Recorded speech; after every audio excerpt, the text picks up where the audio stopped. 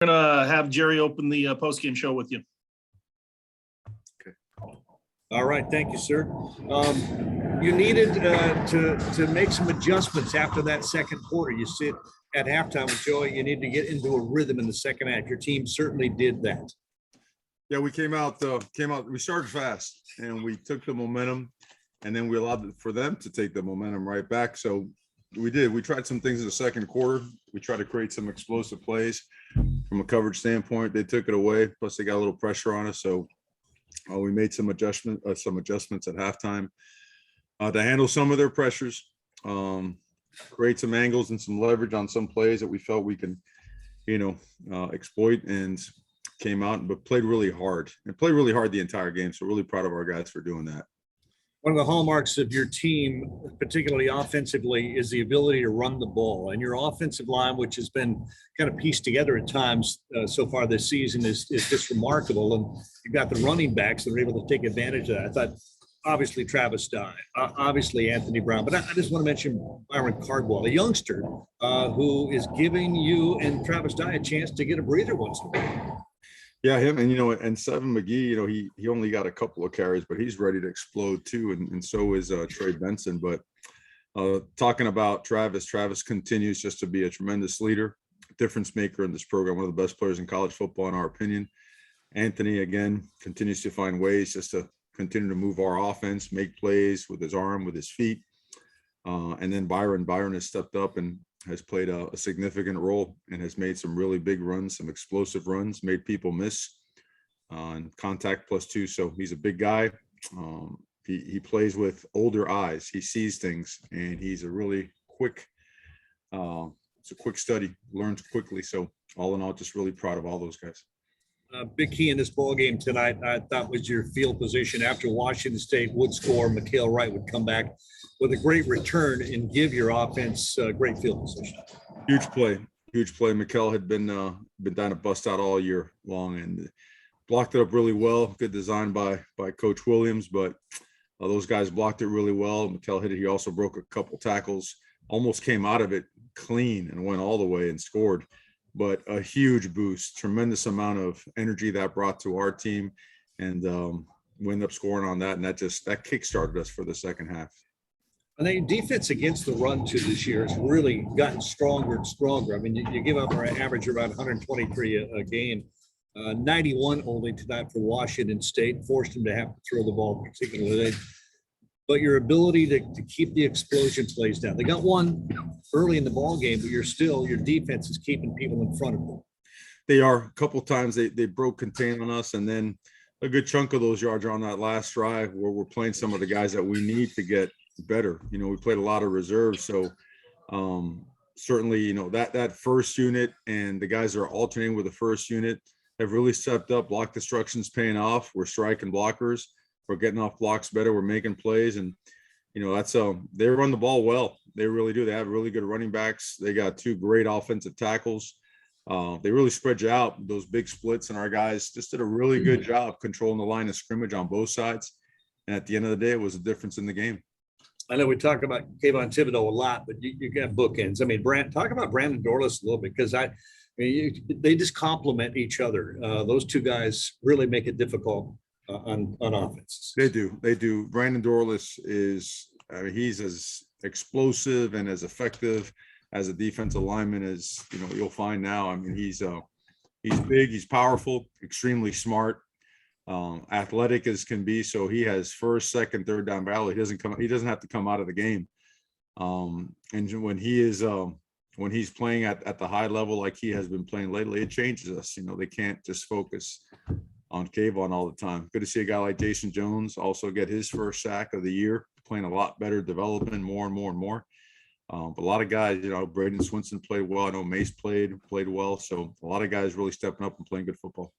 And Verone McKinley doing what he does, managing your defense from that back end. Another pick tonight. And how about Brian Addison, a receiver, a defender, a receiver? He looked like a receiver tonight with that interception. Yeah, I'll tell you, when it was 7-0 and Verone gets that pick, that was another huge bolt of just energy through our sideline. Our offensive guys fed off of that big time.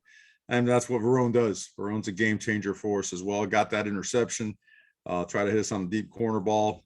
He played it just perfectly, took it away, almost came out of that too. You know, they grabbed him by the jersey, by the face mask. So that actually tacked on some more yardage. But then BA getting his first interception, man. BA's been through a lot, done a lot. And it's great to see him now, his role expanding, getting out there and making, you know, such an important play to seal a game like this one. He really proud of him. I kind of guess what you might say when I say, hey, think about it. You're 9-1 with 2 regular season games left. Mean anything, or is it still that mentality? 1-0, back to work. No, we're 1-0. You know, clock will strike midnight here in about 30 minutes or so, and we got to get back at it. You know, make sure the guys get a good night's sleep, get some good food in them, some good rest, and you know, we're getting better. We're getting better and better as a program. There's, you know, our run game continues to improve. The way we're defending the run continues to improve. We defend the pass well for the most part tonight, albeit that last drive. A lot of parts are coming together. Our special teams, our coverage units were way better tonight. Drastic improvement. We worked on them. It showed up.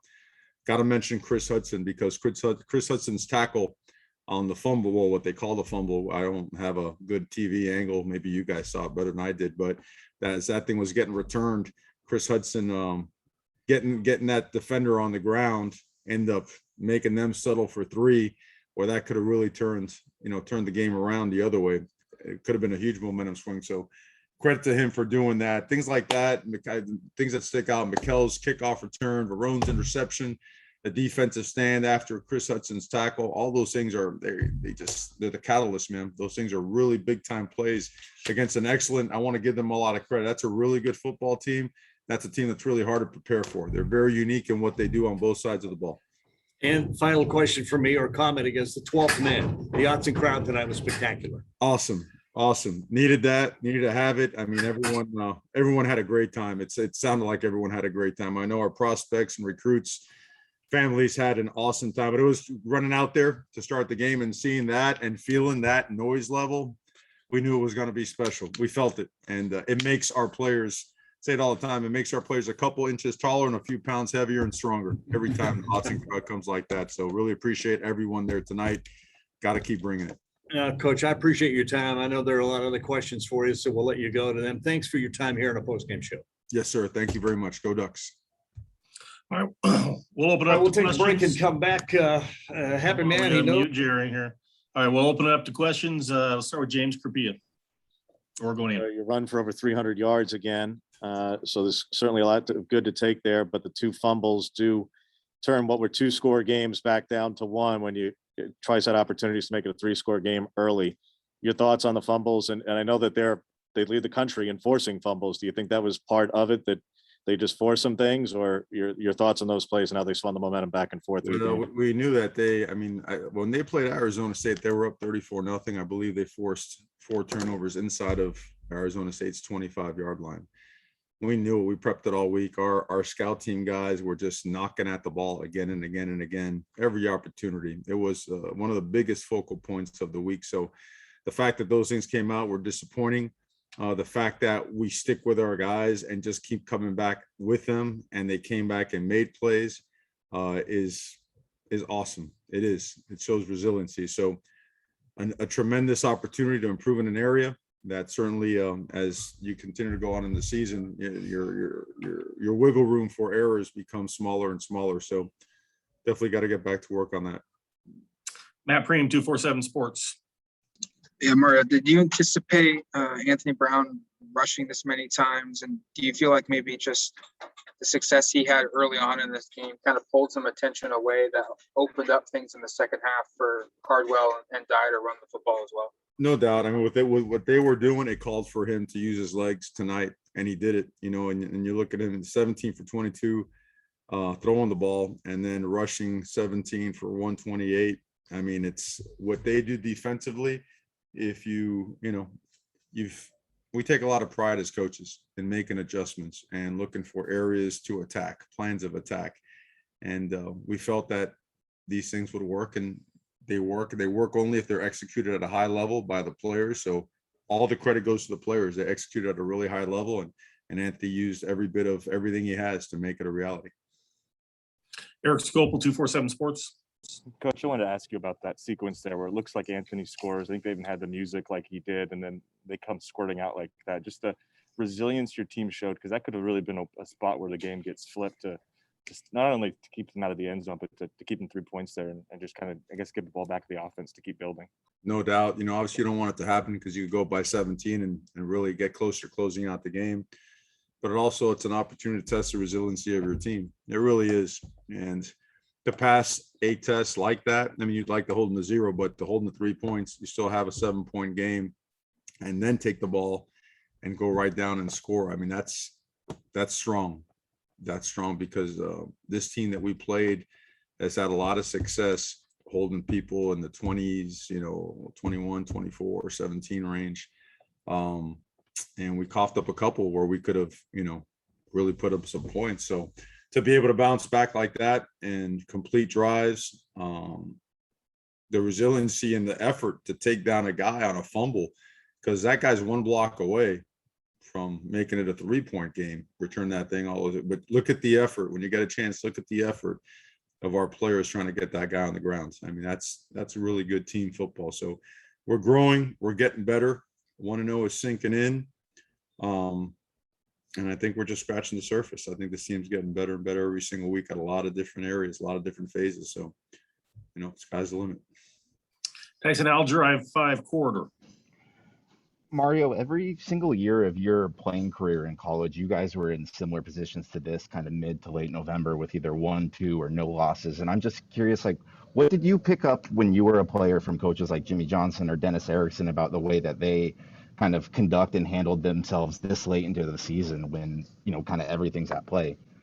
Sure. Well, I mean, Coach Johnson was something else. Now he was awesome, great teacher and a mentor.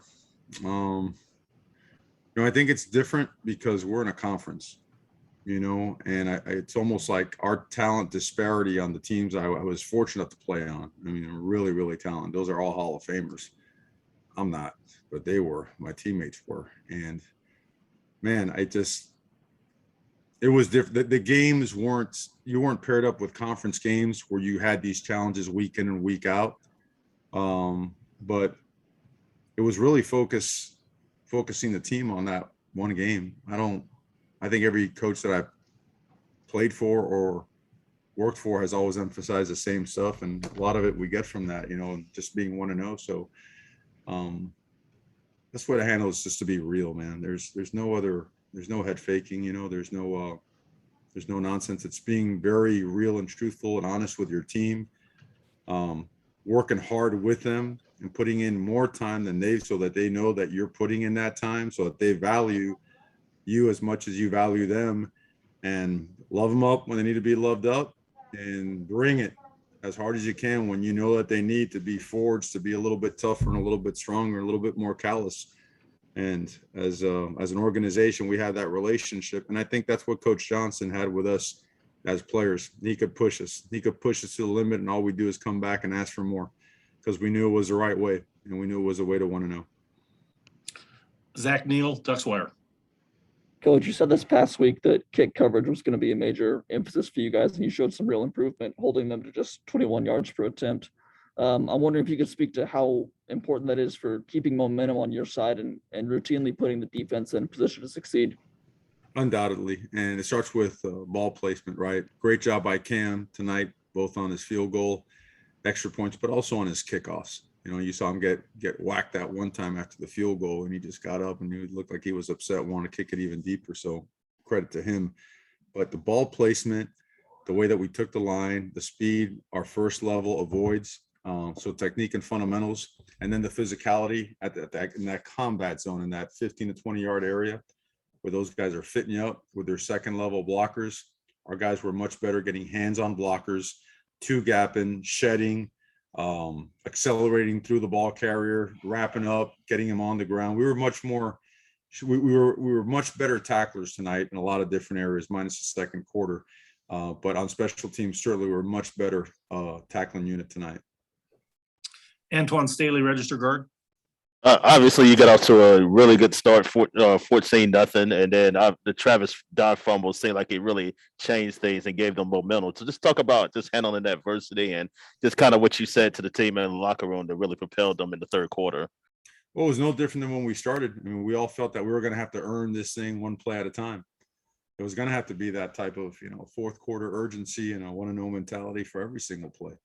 That was not going to change. It couldn't change. And, when you're playing really good teams at this time of year that have the same at stake as you have, you're going to get their very best. So all focus, all energy poured into making sure that every single rep that we took tonight, that it was going to be a 1-0 rep. It was going to be a fourth quarter type rep, and staying focused on that proved to be the difference. So We got time for one more question. We have players waiting.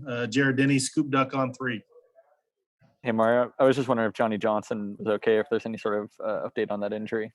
no update yet. We'll evaluate him tonight, tomorrow morning, and get that to you as soon as we can. All right, Coach, appreciate your time. Congrats on the win. All right. Thanks, guys. Be safe out there, guys. Go Ducks.